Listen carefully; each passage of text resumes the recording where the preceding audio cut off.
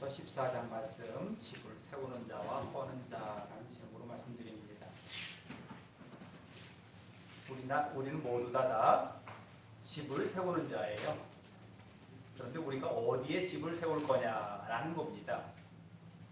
이 땅에서도 우리가 집을 세운 자와 그렇지 못한 자가 많이 차이가 나지요. 그런데 우리는 또 하나의 집을 짓고 있는 사람들이에요. 어디에? 하나님의 나라에, 천국에 그 집을 짓고 있는 자라고 생각하면 됩니다. 그런데 우리는 이 땅에서 하나님의 영광을 위해서 우리가 얼만큼 하느냐에 따라서 천국의 집을 지어진다라고 성경은 말합니다. 그래서 우리는 첫째 이 땅에도 좋은 집을 지어야겠지만 천국에도 좋은 집을 지을 수 있는 지혜가 있기를 바랍니다. 집을 세우는 자와 허는 자. 그래서 여기 성경은 오늘 뭐라고 합니까? 지혜로운 여인, 집을 세우는 자다. 미련한 여인은 자기 손으로 그 집을 헐어간다라고 되어 있습니다. 그러면 여자들에게만 한 말일까요? 그건 아니겠지요. 이것을 읽는 모든 사람들에게 하신 말씀일 겁니다. 그런데 한 가정을 일으키고 또 한 가정이 망하는 데는 누구의 역할이 크다는 얘기예요? 여자들의 역할이 크다라는 얘기입니다. 그래서 한 나라가 흥망하는데도 그 집의 안주인이 누구냐에 따라서 흥망이 좌우되는 경우가 많습니다. 여러분들 우리나라에도요, 대통령이 지나가고 나면 그 대통령이 있을 때 그 영부인이 어떤 사람이다라는 것이 지나가고 나면 나옵니다. 왜? 평상시에는 얘기 안 하다가 그가 끝나고 나면 그렇게 나와요. 그래서 그가 이런 생활을 했다라는 얘기가 나와요. 그렇게 여자들이 안에서 한 가정을 세우는데도, 한 나라를 세우는데도 이렇게 큰 역할을 한다는 뜻입니다. 그러면 우리는 우리 교회도 마찬가지거든요. 그럼 여기서 여자라면 누구를 얘기할까요? 여기 목사는 남자고 사모는 여자니까 사모? 앞에서 나서서 일을 하는 사람을 남자라 하고요, 뒤에서 그것을 밑받침하는 것을 여자라고 얘기하는 겁니다. 그러면 목사가 빛이 나려면 그 밑에는 모든 분들이 그 목사가 빛이 날 수 있도록 그 뒷받침을 해줘야 가능하다는 얘기거든요. 아멘. 가정에서는 사모가 그 역할을 해야 되고 교회에서는 모든 성도들이 그 역할을 해줘야 내가 그 빛을 날 수 있는 거거든요. 그러면 여기 있는 목사는 내 얼굴 내기 위해서 그 일을 하면 안 돼요. 누구를 위해서 할까요? 하나님의 영광을 위해서 그 일을 해야 돼요. 하나님의 영광이 되느냐는 거예요. 하나님께 영광이 된다면 그 일을 기꺼이 감당해야 되고, 그게 아니라면 그 일을 접어야 되는 거예요. 여기 그러면 잠언서 31장 23절에 그런 말씀이 나와요. 그의 남편은 그 땅의 장로들과 함께 성물에 앉으며 사람들의 인정을 받으며 라고 되어 있어요. 남자가 밖에 나가서, 목사가 밖에 나가서 그 모든 일을 감당하는 데는 누구의 은혜가 있다고요? 아내들이, 그 뒷받침하는 성도들의 은혜가 있어야 된다고요. 그래야 그 역할을 한다고요. 그럴 때에 나가서 많은 사람들 앞에 남자들의 빛이 나는 거라고요. 옛날에 우리 어른들도요, 가정이 먼저 평온해야 그 남자가 나가서 큰일을 할 수 있다고 했지요. 그래서 가화만사성이라고 했습니다. 집을 먼저 다스려야 된대. 그리고 나가서 밖에 나가서 큰일을 할 수 있다는 거예요. 그렇습니다. 지혜로운 여인은 자기 남편이 밖에 나가서 장로들이라고 하는 것은 그 나라는 천부장, 이라는 의미거든요. 그 이스라엘 나라에서는. 그래서 높은 그 지역을 다스리는 그런 역할을 한 사람이에요. 그런 사람들과 자기 남편이 어울릴 수 있도록 해줘라 그런 뜻입니다. 그리고 그로 인해서 많은 사람 앞에 인정을 받는다는 뜻입니다. 한 가정을 세우는 것은 아내의 역할입니다. 그리고 그 아내들의 지혜가 한 가정을 세운대요. 근데 그 뒤에 나오는 말씀을 보면 32장에 나오는 말씀, 1장에 나오는 말씀 보면 가장 첫 번째 이야기하는 내용이 부지런하다라고 되어 있어요. 아내들이 부지런해야 된대요. 그래야 그 집안이 세운대요.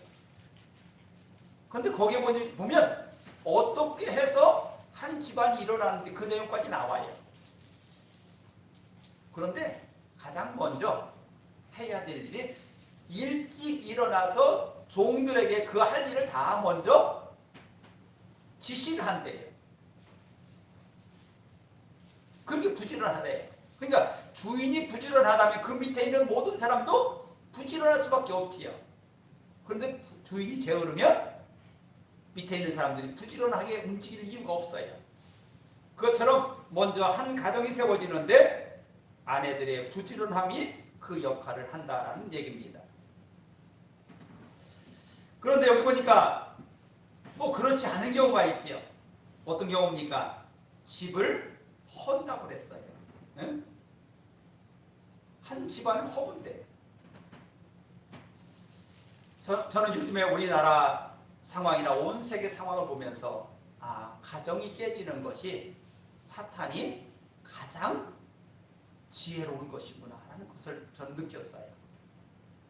한 가정이 세워지면 그로 인해서 많은 영향을 끼치는데 한 가정이 깨지면 그로 인해서 많은 악영향이 나와요.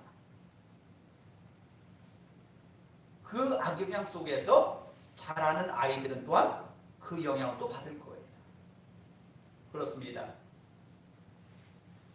요즘에 아이들이 결혼을 안 한다고 그러지요. 결혼 안 한다고 한 그 이유 중에 가장 첫 번째가 저는 부모님에게서 가정을 꾸리는데 그 아이들에게 긍정적인 영향을 못 준 것이 첫 번째 이유라고 저는 생각을 해요. 그렇다면 그 역할이 가정에서 먼저 나왔다는 거예요. 그래서 가정이 평온하고 부부간의 아름다운 삶을 살 때에 우리 자녀들에게 그 결혼이라고 하는 것을 신성시하고 그것을 해야 되는 것으로 분명히 성경에 가정을 이루는 것이 첫 번째 우리의 목적이 되는 거예요. 그래서 요즘에 결혼하지 않는다는 아이들한테 우리가 분명히 그것을 명심해 줘야 돼요.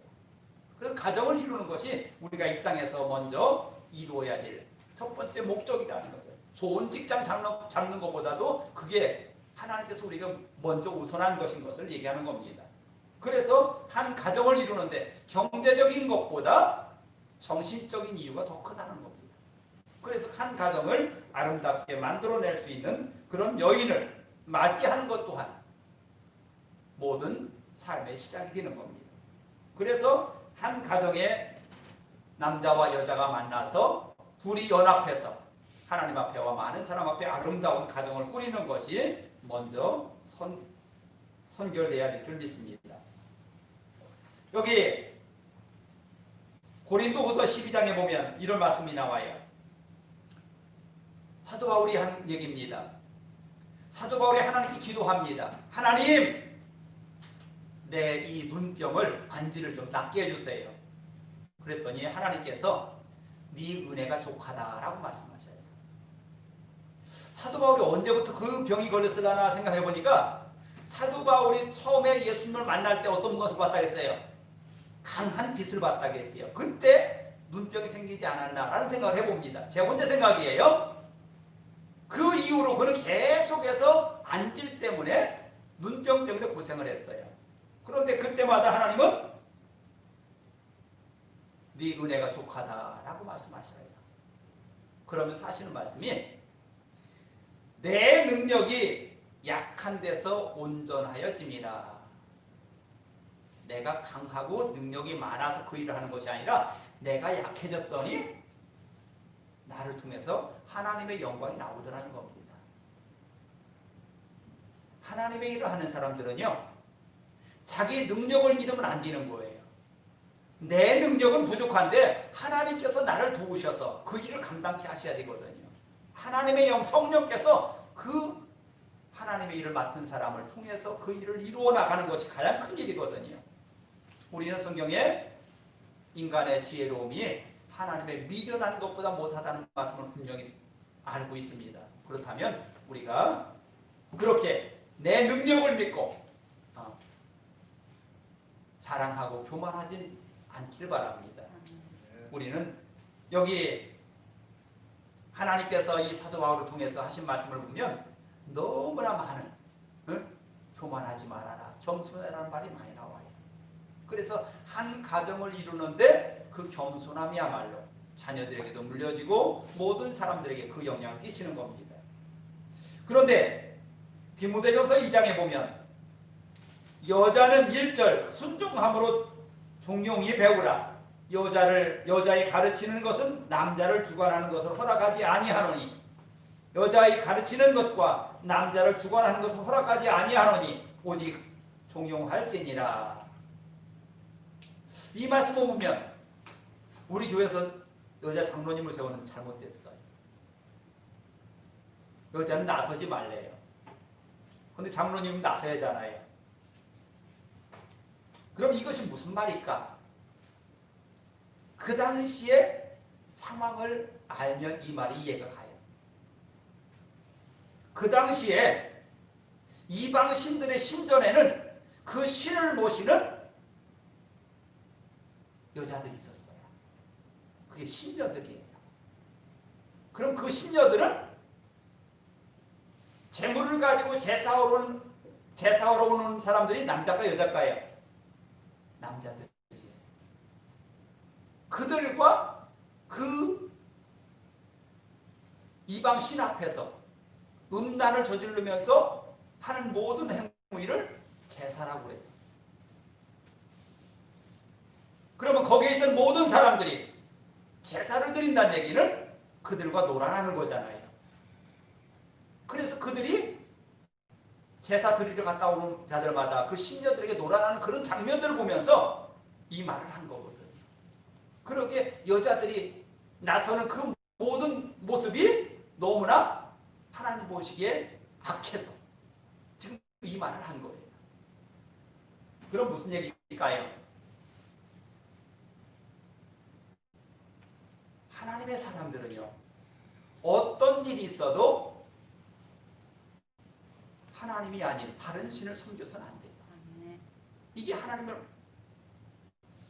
되게 하는 거예요. 여기 가서 저기 가서 하는 것이 신앙생활 잘하는 게 아니에요. 하나님의 말씀에 나 외에 다른 신을 섬기지 말라는 그 말씀을 우리는 절대 복종해야 되는 거예요. 그래서 어느 곳에 가든지 그런 것을 내 마음속에 품고 거기에 합한 삶을 살아야 되는 거예요. 하나님께서 우리에게 이 말씀을 주신 것은 그 여자들로 인해서 세상이 음란해지는, 또 하나님 앞에 범죄하는 그런 모습들을 만들지 말라는 이야기입니다. 그러면서 이 말을 붙였어요. 이는 아담이 먼저 지음을 받고 하와가 그 후며 아담이 꾀임을 보지 아니하고 여자가 꾀임을 보아 죄에 빠졌음이니라. 언제 얘기입니까? 아담과 하와가 범죄하는 장면을 얘기하는 거예요. 그러면 남자가 꼬임을 받기가 더 쉬울까요? 여자가 꼬임 받기 쉬울까요? 이 말씀 보면 여자예요. 어? 여자가 먼저 꼬임을 받았대. 어? 사탄이 아담과 하와 중에서 누구를 먼저 꼬였냐고요? 하와를 먼저 꼬였잖아요. 그럼 사탄이 몰라서 그랬을까요? 아니에요. 그 이유는 이런 곳에 있는 것 같아요. 남자 여자 중에서 영적으로 깨어있는 자는 분명히 남자보다는 여자가 더 많아요. 그래서 사탄이 먼저 하와를 건드린 것 같아요. 지난번에 오늘 오전의 말씀 중에서 레위기 말씀을 드렸지요. 그 말씀 중에서 음란한 자들, 음행을 저지른 자들은 남자와 여자를 다 돌에 던져서 죽이라고 했잖아요. 그런데 오늘 그 말씀 보니까 누구만 데리고 왔다고 했어요? 여자만 끌고 왔다고 했어요. 그러면 보통 사람들은 간음하다 잡힌 여인이니까 죽여야 돼 하고 쫓아왔잖아요. 그런데 예수님은요, 아니다. 그 땅바닥에 뭐라고 썼는데 그건 성경에 나와 있지 않아요. 그런데 추측해 보건데 왜 하나만 데리고 하느냐라고 썼을 수도 있어요. 응? 그렇잖아요. 여자 혼자 저지른 일은 아니잖아요. 분명히 간음하다 잡힌 여자라고 했잖아요.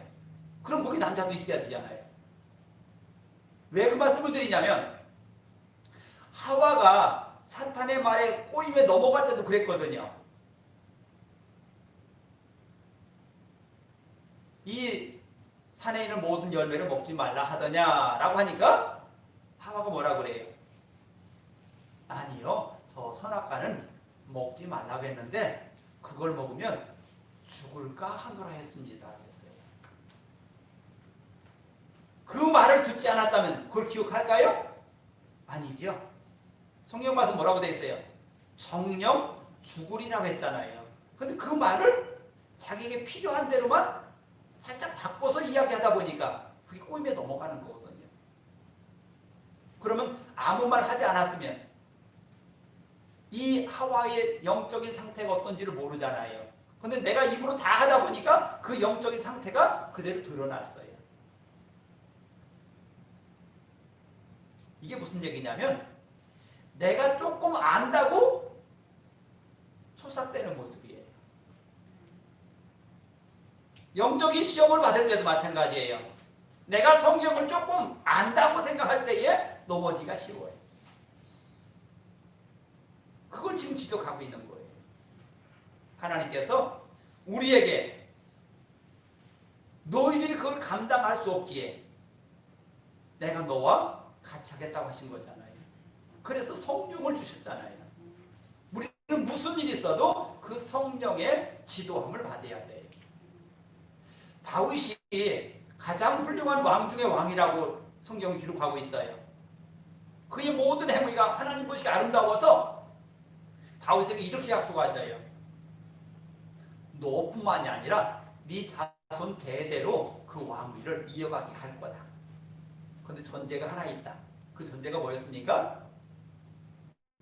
네 자녀들이, 후손들이 내 말을 잘 지켜 행하게 하라는 거예요. 그런데 됐어요, 안 됐어요? 못 됐어요. 누구부터 잘못됐어요? 그의 아들부터 잘못됐어요. 솔로몬이잖아요. 그 다음 왕이 솔로몬 때부터 잘못됐어요. 그런데도 하나님은 다윗과 약속했던 그 약속을 끝까지 지키셨어요.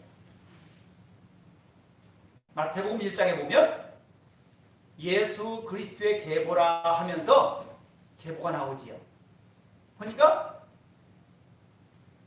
아브라함의 자손 해서 다윗의 자손 해가지고 마지막에 예수라는 이름이 나와요. 그래서 예수로 인해서 온 세상에 왕 중에 왕이 되게 하시겠다 라고 말씀하시거든요. 그렇습니다. 하나님의 말씀은요, 한번 약속한 것을 끝까지 지키시는 분이 하나님이셔요. 그래서 예수님께서 오실 때도 그 말씀을 다 이루러 왔다고 하셨어요. 응? 이 땅이 없어지기 전에는 그 1.1행이라도 패하는 일이 없을 거라고 말씀하셨어요. 그렇다면 우리가 그 말씀 앞에서 우리는 온전해지려면 딱 한 가지예요. 그 말씀을 먼저 경청해야 돼요. 경청해야 돼요. 그 말씀을 들을 수 있는 귀가 열려야 돼요. 그래서 그것도 하나님의 은혜거든요. 하나님의 것을 볼 수 있는 눈이 열리고 귀가 열리는 것도 그것도 하나님의 은혜예요. 그래서 내가 그 말씀을 듣고 깨닫는 것조차도 하나님의 은혜인 줄 믿습니다. 그래서 오늘 보니까 그렇다면 이 음녀 이야기를 왜 했을까요? 그럼 이 음녀들은 오늘 앞에 나온 말씀 중에서 집을 허는 여자입니까? 집을 세우는 여자입니까? 집을 허는 여자지요. 그리고 하나님은 우리에게 두 번째로 정직한 자의 장막은 흥하리라 그랬어요. 그럼 한 집을 세우는데 그 집안의 모든 사람들이 정직하면 흥하리라. 세우는 자잖아요. 그렇죠? 한 집을 세우는데 정직이 있어야 된대요. 그래서 그 정직이야말로 아버지가 정직하면 자녀들도 정직하고, 어머니가 정직하면 자녀는 정직해요. 그게 집에서 나오는 규율이거든요. 우리는 어떤 상황에 그 상황을 넘어가기 위해서 입을 간사하게 놀려서 거짓으로 그 상황을 모면할 수는 있어요. 그런데 그것이 얼마 가지 못해요. 그것을 안다면 우리가 먼저 정직하게 사는 것을 우리가 배워야 돼요. 정직해야 돼요. 그리고 나서 자녀들에게도 그것을 가르쳐야 돼요. 그럴 때에 한 집안이 앞에서 뭐라고 했습니까? 든든히 서간다, 흥한다 라고 했어요. 그래서 한 집안의 흥황은 정직에 있다 라고 하는 겁니다. 시편 127편 1편에 여호와께서 집을 세우지 아니하시면 세우는 자의 수고가 헛되며 여호와께서 성을 지키지 아니하시면 파수꾼의 깨어있음이 헛되도다. 정직한 자들을 하나님이 도우신다는 뜻이에요. 그래서 한 집을 세우고 한 나라를 세우는데 정직해야 된다. 그래서 온 사람들이 그것을 보면서 나라를 위해서 자기 목숨을 거는 겁니다. 그런데 위에 있는 사람이 정직하지 못하면 그 밑에 있는 사람이 어떤 사람도 그 밑에 가서 순종하지 않아요.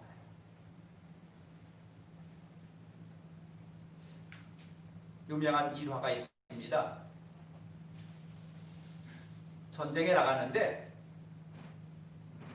영국의 군대는요 신사나라잖아요.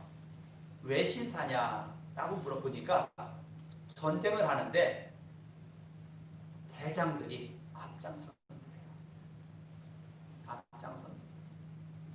그런데 그 반대 군인들은 대장들은 뒤에 있대요. 응? 그럼 우리는 어느 쪽에 있을까요? 대장들이 앞장섰을까요? 안 섰어요. 우리의 대장들은 앞에 안 섰어요. 한번 전쟁을 할 때 한번 그 모습 보세요. 장군들은 뒤에 있어요. 근데 승리하는 그 부대의 모습을 보면 장군들이 항상 앞에 서 있어요. 뭐라 합니까? 승리하는 사람들은 나를 따르라 한대요. 그런데 지는 부대는요 나가 싸워라 한대요. 나가 싸우는 것하고 나를 따르라는 것은 그 밑에 있는 부하들의 마음이 하늘과 땅 차이지. 그러기에 자기 목숨을 걸고 정직하게 그 백성들을 구할 수 있는 사람이야말로 모든 사람 앞에 본이 되는 거예요. 그래서 우리가 가정도 마찬가지거든요. 응? 전쟁터에서만이 아니라 가정도 마찬가지예요. 우리 가정 안에 정직함을 우리는 잘 다스려야 돼요. 그래서 그 정직함이 배어나올 때에 그 가정은 뭐 한다고요? 흥하리라. 응? 흥하리라. 사사기에 나오는 말씀입니다. 사사기에 사사들이 치리하던 때에 그 땅에 흉년이 들었다. 그래서 유다 베들레헴에 한 사람이 있는데 한 아내와 두 아들이 있었다. 누구에게인지 알겠어요? 엘리멜렉 얘기입니다. 그래서 그 가정이 모압으로 가서 예루살렘이 흉년이 들어서 모압으로 가서 거기서 먹고 살기 위해서 이사 갔어요. 이사 가서 거기에 있는 며느리를 둘을 얻었어요. 그런데 하나는 우리가 잘 알고 있는 룻입니다. 룻이란 여인을 얻어요.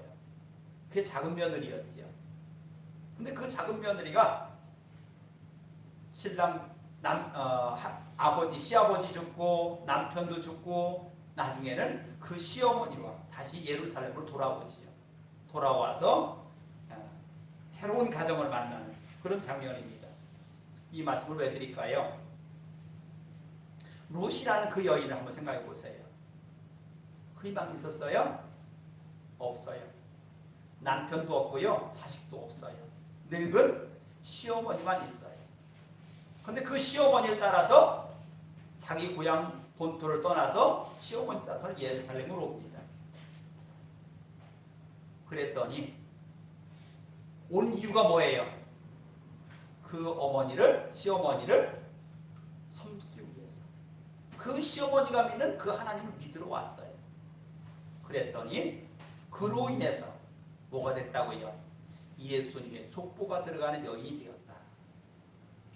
예수님의 족보에 들어가는 여인이 되었다.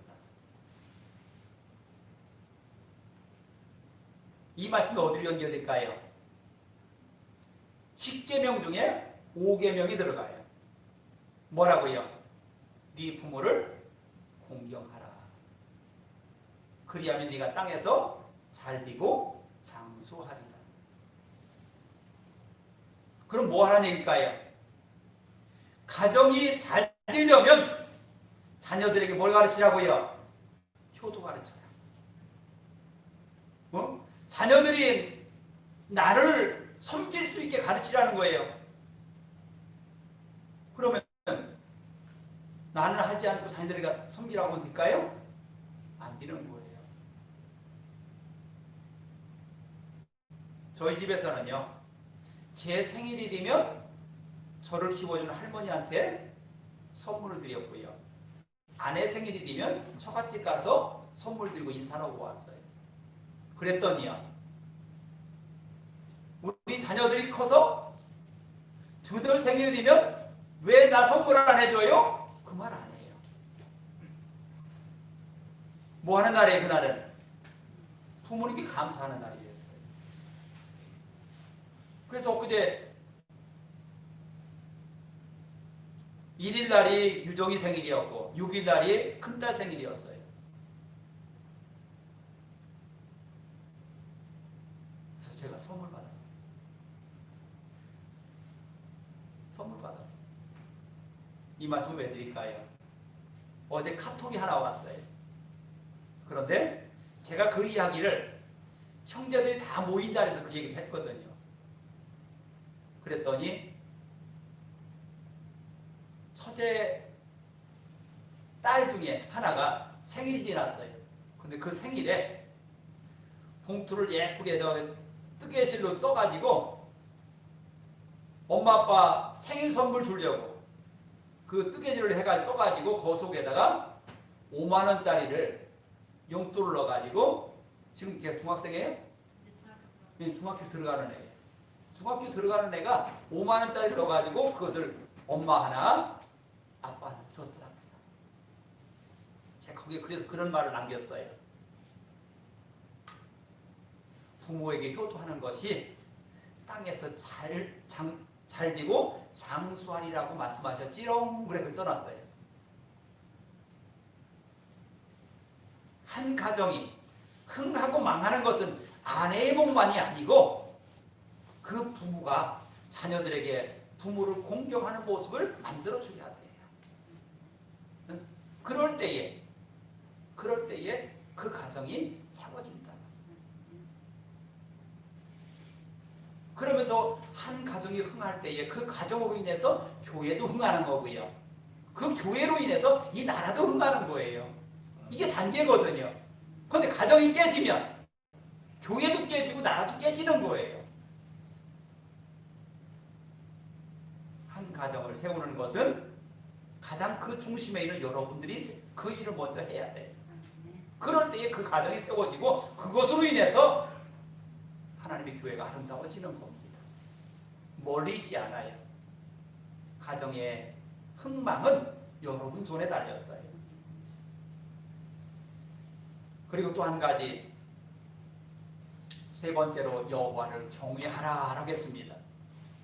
그럼 거기에 생명이 있대요. 여호와를 경외하라. 경외가 뭐라겠죠? 두렵고 떨림으로 섬기는 경외라겠어요. 하나님 앞에서 두려운 걸 알고 그 하나님을 잘 섬겨야 돼요.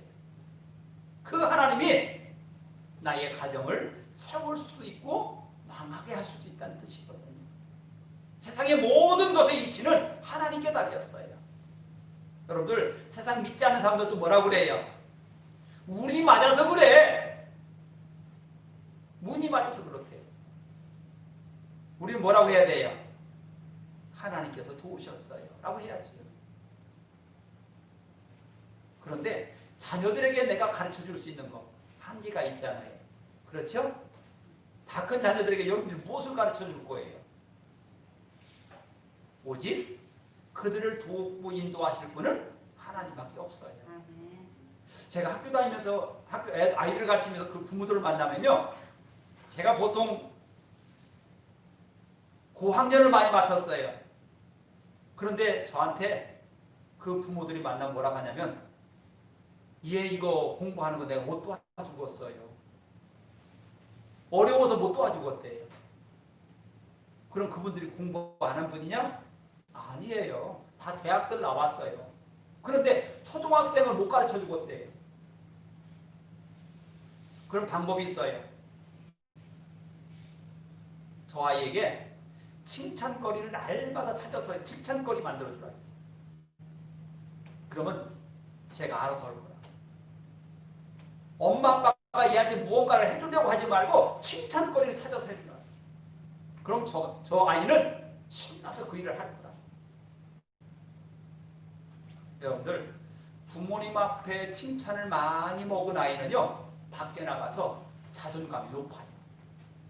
그런데 부모님한테 칭찬을 못 받은 사람은요, 밖에 나갔을 때 어떤 상황에 쉽게 질리고 어떤 상황에 되면 화를 많이 내요.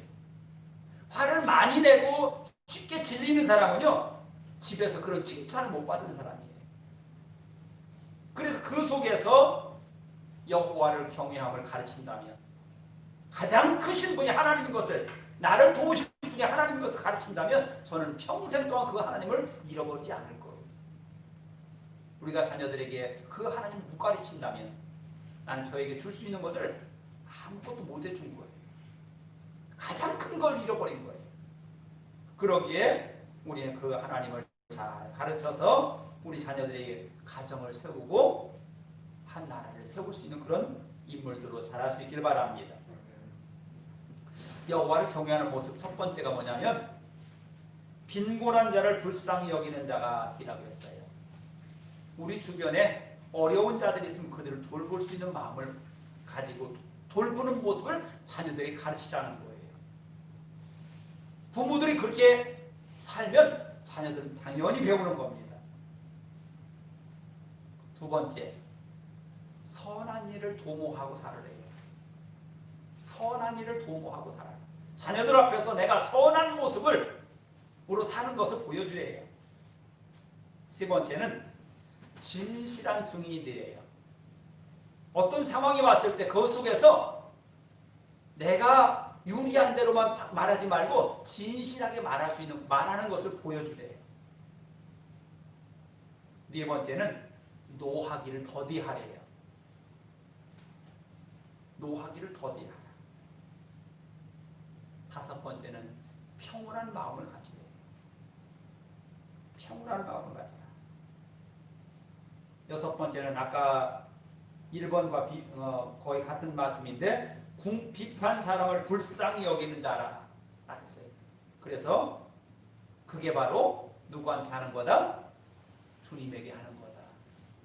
응? 불쌍한 자를, 응? 비판 사람들을 불쌍히 여기는 것이 바로 주님께 하는 거다. 일곱 번째는 의로운 사람이라고 했어요. 그래서 의인은 그의 죽음에도 소망이 있다라고 했어요.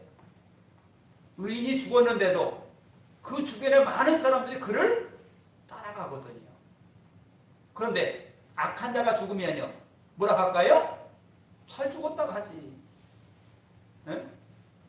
의로운 자가 죽으면 그 주변에 소망을 낳는데, 악한 자가 죽으면 그런 말이 안 나와요. 마지막으로 공의로워라. 공의로운 사람이 되라. 응? 법대로 가는 게 공의로울까요? 주님께서 말씀하신 가장 공의는 뭐예요? 사랑이에요. 응? 매를 드는데도 사랑하는 마음으로 매를 들고 있느냐? 아니면 저를 보듬어 주는데도 사랑하는 마음으로 보듬고 있느냐? 어린아이들 알까요? 모를까요? 어린아이도 알아요. 저가 나를 사랑하고 있는지 아니면 나를 혼내고 있는지 나를 해하고 있는지 알아요. 그래서 우리가 공의로운 삶을 살 때에 우리들로 인해서 이 나라가 영화롭게 된다라고 성경에 써 있습니다. 그래서 우리로 인해서 우리의 슬기로 인해서 지혜로 인해서 내 가정이 세워지고 교회가 세워지고 나라가 세워지는 그런 아름다운 저와 여러분이 다 되길 바랍니다. 기도하겠습니다. 하나님께서 우리를 온전케 하고자 우리를 부르셨습니다. 우리에게 말씀하셨습니다. 그 말씀이 우리에게 능력이 되고 있습니다. 하나님, 그 말씀을 들을 수 있는 귀를 열어주시고 그 말씀을 깨달을 수 있는 영안을 허락하시고 하나님께서 우리를 그 말씀 가운데로 인도하여 주시옵소서. 어느 곳에 가서 누구를 만나든 하나님의 말씀이 내 입에서 나오게 하시고 내 마음속에서 그 말씀이 깨달아지게 하여 주시옵소서. 그래서 많은 사람들 앞에 내 입에서는 나오는 말로 많은 사람들을 화평케 하는 지혜로운 자들 되게 하시고 내 가정을 세우고 내 자녀들을 세워서 이 나라에 큰 힘이 되게 하시고 능력이 되게 하여 주시옵소서. 모든 말씀 예수 이름으로 기도하였습니다.